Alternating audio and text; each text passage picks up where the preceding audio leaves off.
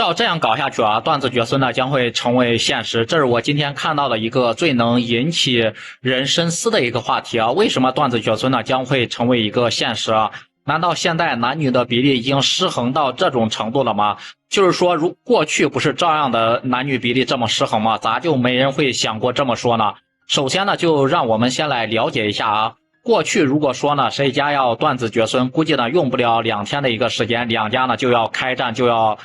打架了啊！这是一个家庭甚至一个家族的一个最基本的一个底线，根本呢就没有人敢去触碰它的。古时候呢，你像那种老婆呢，如果大房生不出来男孩，就要再娶2房、3房甚至4房啊。到现在我们的父辈啊，基本上兄弟姐妹呢也都是好几个，有的家里面甚至10几个啊。所以说现在呢也不能娶那种什么2房、3房了，不管是上面有几个女孩子啊，直到是生出来整个男孩为止吗？这不就是怕整个出现一个断子绝孙的一个象征吗？在那个年代啊，基本上每个家庭不都是穷的叮当响吗？不要说有什么衣服穿了啊，基本上能吃饱了就已经算非常不错了，能吃上饭呢已经是很好的一个家庭了。大家可以想想，在这种生活环境下，每一个家庭呢都有4、5个甚至7、8个孩子，不是照样都在过日子吗？都过得好好的吗？而且过日子呢，也没有人说养孩子我们养不起什么的。最后呢，就是到了我们这一代人啊，就是80后、90后这一代人，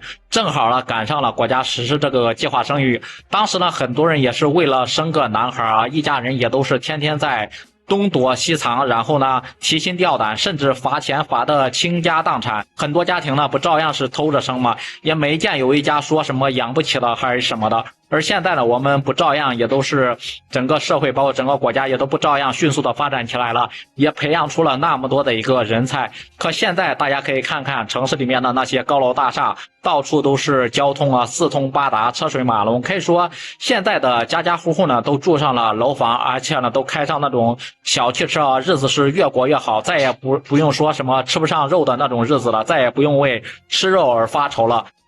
特别是现在啊，很多地方已经开始鼓励生那种什么2胎、3胎，甚至有的地方呢都拿出了直接现金奖励政策，反而呢很多年轻人呢却喊出了生不起、养不起的这种现象啊。究竟是什么样的一种原因呢？一种什么样的一个道理呢？让很多人也是百思不得其解啊。有人可能就会说了，现在养孩子的成本呢实在是太高了，真的是生不起啊。从出生呢到长大成人，这中间呢不是这个费用就是那个费用啊。单单呢就从这个教育成本来说，培养出一个孩子不单单就是需要父母的一个精力的付出，而且呢还要花费很大的一个花销，包括财力啊，包括各种各样的一个培训班，什么舞蹈班，还有什么兴趣班、钢琴班，各种班啊，就光这些费用呢就能压垮一个家庭啊，真的是让人感觉呢这里面就是养个孩子呢，真的是太麻烦，水太深了啊。那么我就想问一问，我们以前上学的时候条件都是什么样的一个条件呢？不也是没有那么多事儿吗？不照样也是在那个年代艰苦的年代下培养出这么多顶尖的科学人才吗？归根到底呢，我感觉这些呢全部都是现在年轻人呢不生孩子的一个借口啊。这些呢全部都是自己在给自己找借口，就是这些呢全部都是现在的一个人都学会了一个自私嘛，都是一个自私的表现，都学会了一个享受生活，学会了一个躺平啊，就是为了把自己没有实现的一个梦想呢通通呢都转嫁到自己的一个孩子身上。所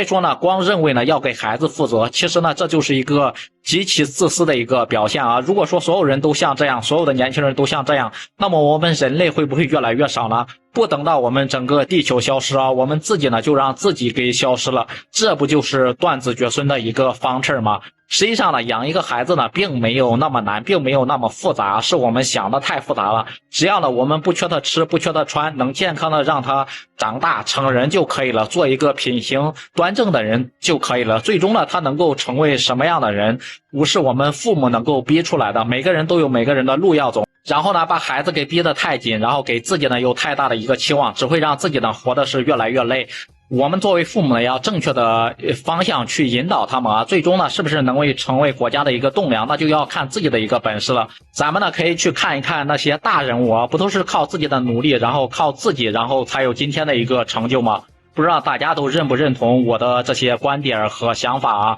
也欢迎在评论区里面留下您的看法。